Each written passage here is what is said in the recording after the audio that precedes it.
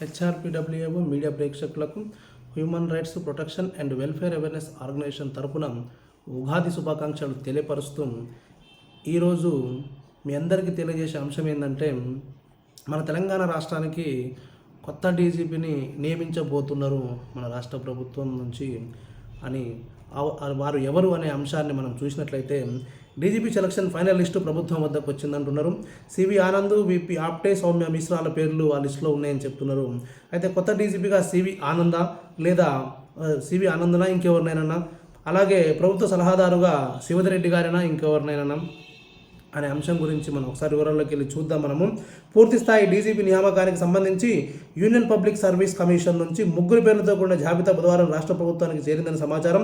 తుది జాబితాలో 1991 batch IPS అధికారి సివి ఆనంద్, 1994 బ్యాచ్ ఐపీఎస్ అధికారులు విపి ఆప్టే, సౌమ్య మిశ్రాల పేర్లు ఉన్నట్లు తెలుస్తుంది. ఇందులో సీనియర్గా ఉన్న సివి ఆనంద్ను డీజీపీగా నియమిస్తున్నారని సమాచారం.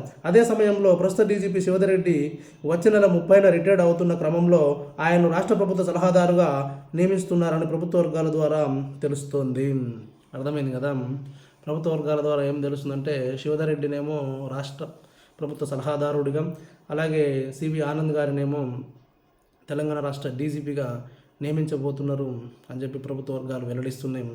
ఇందులో సీనియర్ 1991 బ్యాచ్ సివి ఆనంద్ గారు సీనియర్ కనుక వారిని నియమిస్తారని చెప్పి మేము కూడా భావిస్తున్నాం. వారి యొక్క విధి విధానాల్లో ప్రజలకు చాలా మంచి ధర్మబద్ధమైన, న్యాయబద్ధమైన సేవలను వారు అందించారని చెప్పి కూడా మేము మా యొక్క human rights protection and welfare awareness organisation నుంచి భావిస్తున్నాం. వారిని నియమించడం వల్ల ప్రజలకు మంచి సేవలు అందుతాయని చెప్పి కూడా మేము భావిస్తున్నాం. Thank you.